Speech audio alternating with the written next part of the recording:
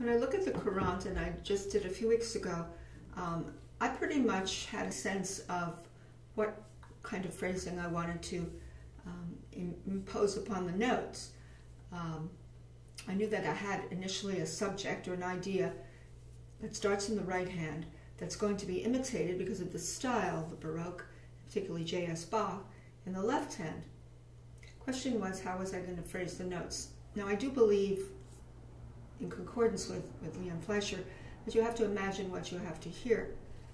But in order to experiment with what you hear, you also have to layout of fingering for the notes.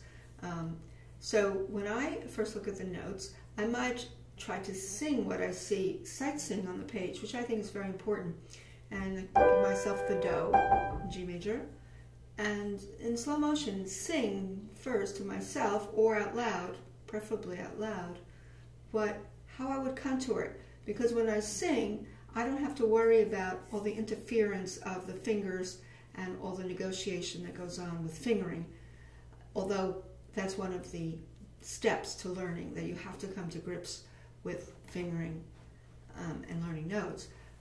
But it shouldn't be separated out. I think that was the point made by Fleischer. It shouldn't be so separated out that it becomes just a pileup of notes without meaning and accidentally rendered, without intent and without idealism.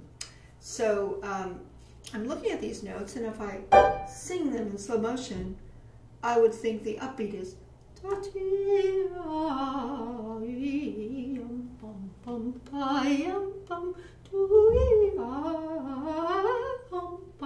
Of course, it's very hard to sing that.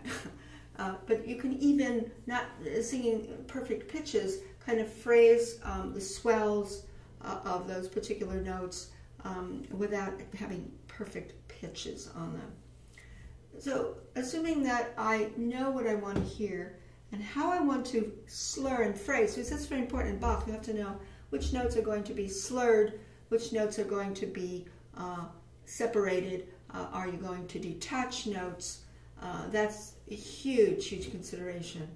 So I had to decide what that was. And I must admit that I listened to a lot of other pianists in terms of the scholarship of ornamentation and articulation.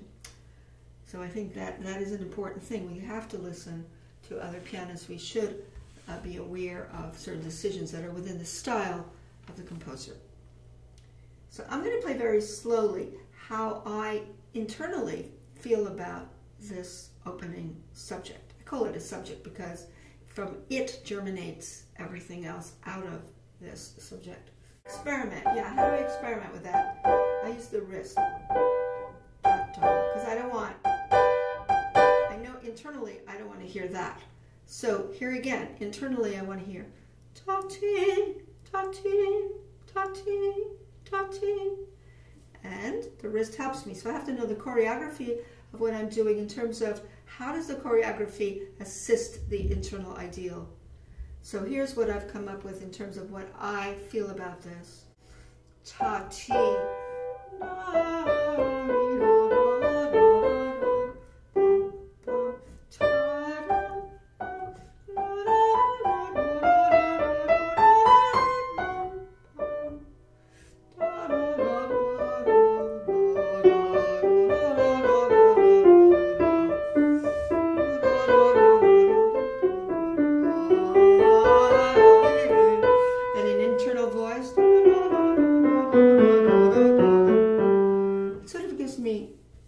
The shaping of what I would like to hear myself play, and that was part of my experimentation, because I kept trying different things until I kind of rounded out the corners of what I wanted to hear. I also had to know certain notes that I didn't want jutting out in my mind, and so that's, again, I use singing as a model, and especially here. You want that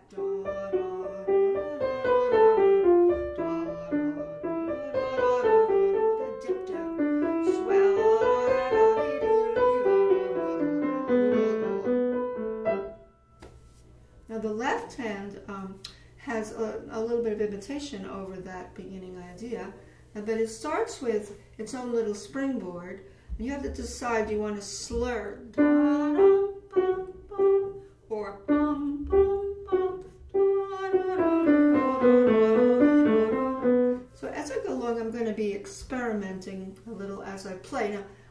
obviously learned each part alone, and each part I had to internalize as I went along and experiment. And I think that's what Fleischer means by experiment. So what I'm going to do is I'm going to kind of not be so pedantic, but I'm going to be going over things as they kind of played out when I go through a piece. And I've already gone through a lot of baby steps, but this kind of shows where we refine things by knowing the basic idea that's spinning through a basic two-voice counterpoint.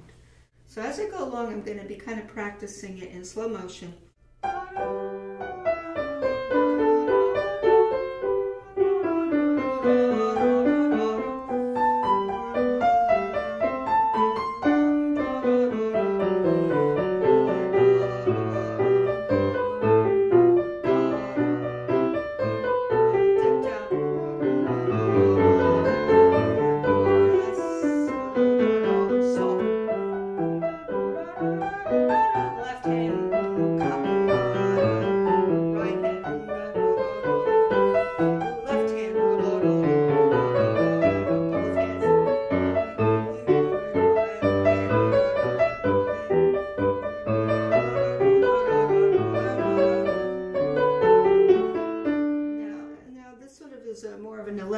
That's coming, but it's built on that first idea though, and then it goes into different keys.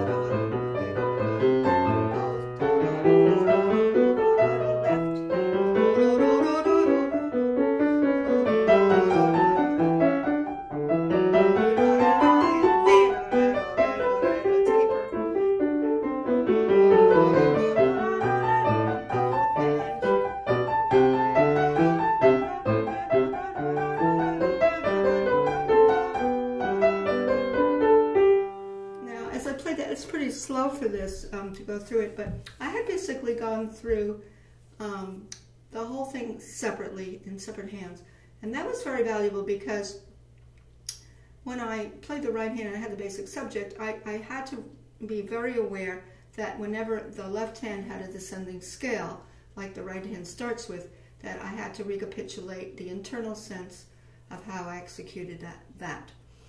Sometimes the scale went up, and so I had to have a sense of what is it like to take that scale with the same rhythm in the beginning, but bring it up. What is it happens when the hands are going in opposite directions, which creates more tension, like here when he does. And then parallel motion, spill out.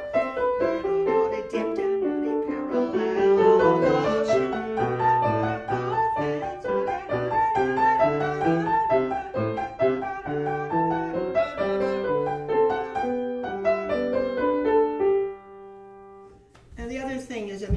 To make these decisions about how you're grouping the notes. You know, that's the scholarship of it. You do have to know that, and when you play Bach, you have to know, am I going to play all detached eighth notes against 16ths, or am I going to group them?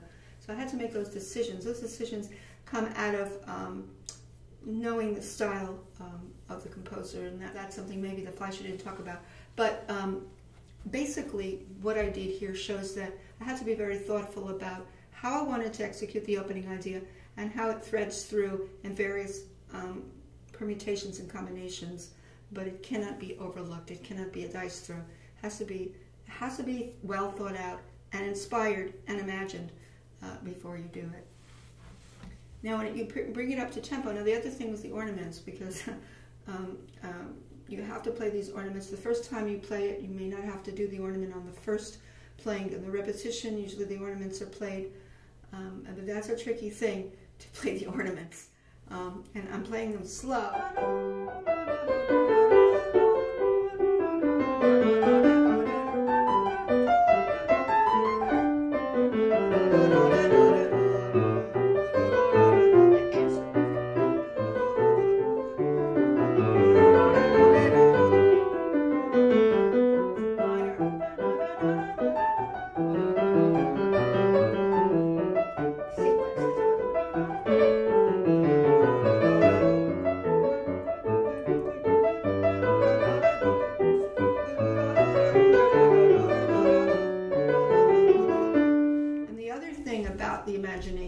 should have mentioned is when he goes into the E minor, and then you have to imagine, of course, as you're experimenting, you know that when he descended in G major, and then he goes to the E minor, which is the relative minor, there's an emotional change there, and one must do that. And at the same time, it's played softer, so when you come at him,